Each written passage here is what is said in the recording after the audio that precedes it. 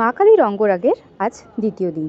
গিয়ে দেখি সাদা রঙটা পুরোপুরি শুকিয়ে গেছে, তবে কালো রঙটা কিন্তু বেশ কিছু জায়গায় কাঁচা ছিল। তো আমি বসে পড়লাম হাতে লাল ফালগুলো দিয়ে চোখ আঁকতে। মা কালীর চোখে লাল কালো টানা হয়ে গেছে, আমি মহাদেবের চোখটাও আস্তে আস্তে এঁকে নিচ্ছি। আর হ্যাঁ, আমি কিন্তু মহাদেবের গায়ে কোনো রকম রং করব না, সেখানে পুরোপুরি সাদাই থাকবে, মানে মার্বেলের কালারটা যেমন ছিল আর কি তেমনই থাকবে।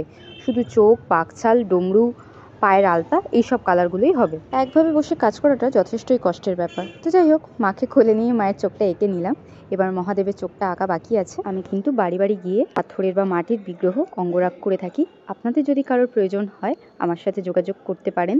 যদি আমার কাছাকাছি হয় তাহলে আমি নিশ্চয়ই করব। এখন আপনাদের অনেকের মনে হতেই পারে যে মা তো এমনি কালো পাথরে, তার উপর আবার কালো রঙের কী প্রয়োজন ছিল? হ্যাঁ, প্রয়োজন তো অবশ্যই আছে। কেননা এই ঠাকুরটা যেহেতু অনেক পুরনো আর এর আগে 2-3 বার অলরেডি রং হয়ে গেছে, তার একটা লেয়ার কালো পাথরের ওপর বসে কালো পাথরের যে একটা উজ্জ্বল ভাব সেই জিনিসটাকে নষ্ট করে দিয়েছে। তাই রং করাটা দরকার আছে। কালো রংটা এত বেশি ঝলমল করছে, এত বেশি উজ্জ্বল যে কোনো কিছু বোঝাই যাচ্ছে না। তো দেখো, আমার কিন্তু কাজ কমপ্লিট হয়ে গেছে। তো আমার ভিডিওটা কেমন লাগলো জানাতে ভুলবে না, আমার মাকে কেমন লাগছে জানাতে ভুলবে না।